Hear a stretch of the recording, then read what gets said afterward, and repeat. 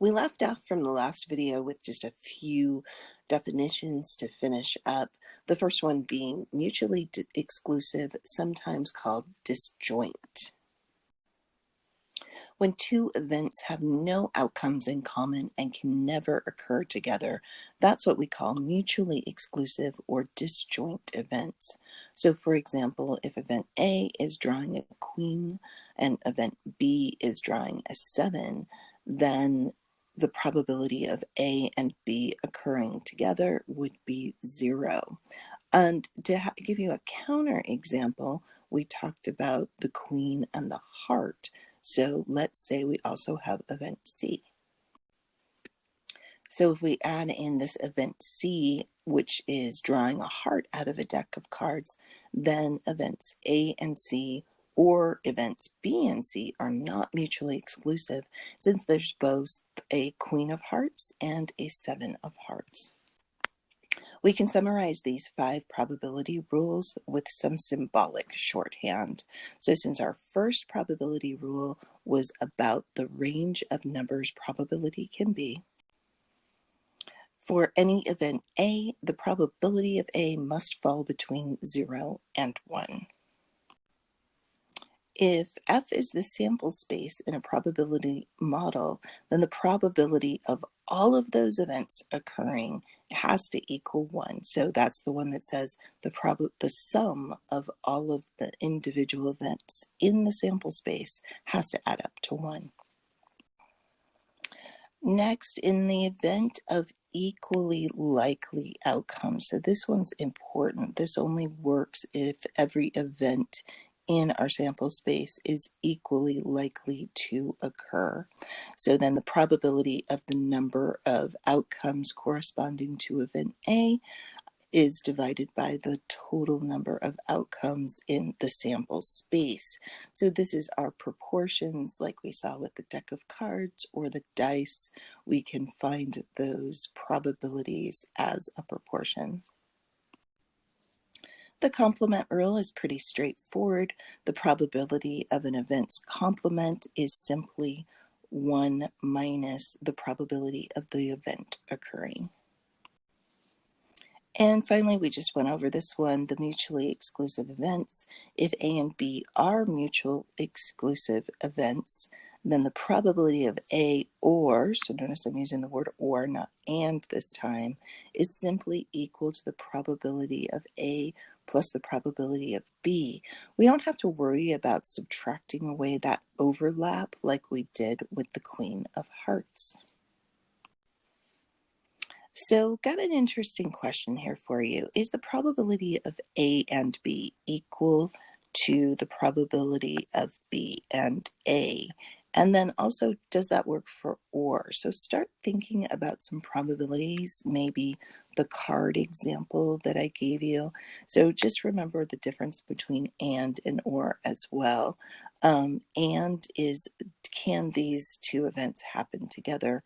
Or means either event can happen independently and the probability of both of them occurring. But does the order matter? Just kind of interested in your opinion.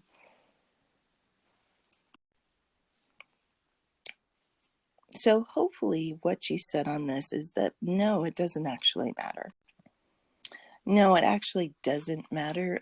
If you think about it, both ways are describing the same event. So once again, if you used the card example, whether it's a queen and a heart or a heart and a queen, that's describing the same thing. So think about that. It really does make sense if you just kind of think it through. So next rule we've got is the general addition rule for two events. So if A and B are any two events resulting from some chance process, then the probability of A or B occurring is the probability of A plus the probability of B minus the probability of A and B. And I know this talks about two-way tables, and we'll look at some examples in class, but I just want to point out this part here is just remember that if A and B are mutually exclusive, then the probability of A and B would equal 0, and you wouldn't have to do that subtraction part. If this were on a two-way table, we would actually see a 0 in our table. So it will make more sense once we look at some examples. Finally, we're going to look at some Venn diagrams. If you're not familiar with Venn diagrams, they're actually pretty simple once you get the hang of things. We're going to shade the first Venn diagram to show the complement of A. So my sample space here is the entire box. So the entire chart is my sample space. And remember that my event A is a subset of my sample space. So if this circle represents event A, then the complement of A is going to be everything else in the sample space. I've shaded everything outside of the circle in the sample space, and then I've labeled that area A of C, AC, I'm not sure exactly how to say that. I suppose A complement would be the most appropriate. In the next one, we're going to draw two mutually exclusive or disjoint events and call them A and B in the sample space. So basically, if they're disjoint, they should have no area in common. So I've simply drawn two circles. I'm going to label one of my circles A and the second circle B. And that's all there is to it. No overlap between those two since they are mutually exclusive. In the next example, we're going to draw and shade the intersection of A and B in the sample space below. What is the notation for an intersection? So the first thing we have to do is draw our two circles here, and we want to make sure they do intersect, so they have some overlap. I'm going to label the first event A, second event B, and right here, this N, so it's like an upside down horseshoe. I've drawn it very badly. Let me see if I can fix that. Slightly better, but it's still, but the way I remember this is an intersection, and this kind of looks like an N, but it's this upside down horseshoe looking thing. So we're going to shade in the area where the intersection is, and that's only where the overlap is. So this would be comparable when we talk about the probability of A and B. We would find the sum of that area in there, or that little overlapping area, and divide that by our sample space. The probability of the intersection of A and B is the exact same thing as saying the probability of A and B occurring. So you can see why in mutually exclusive events, there's no overlap. There is no possibility that A and B can occur together. The next one is the union of A and B and the notation for a union.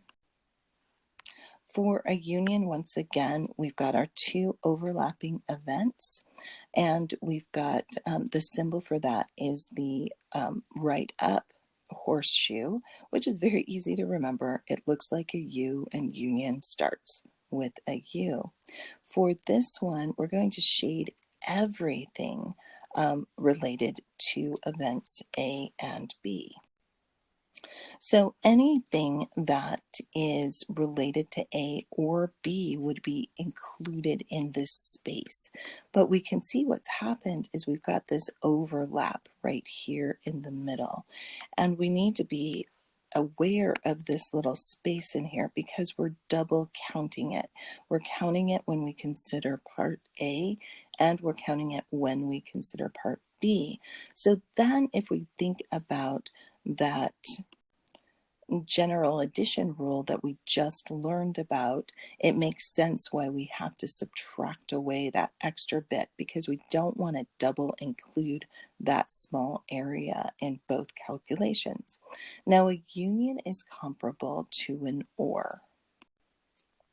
So just realize this notation will be used interchangeably. The probability of the union between A and B is the same thing as the probability of A or B occurring. They really do mean the same thing.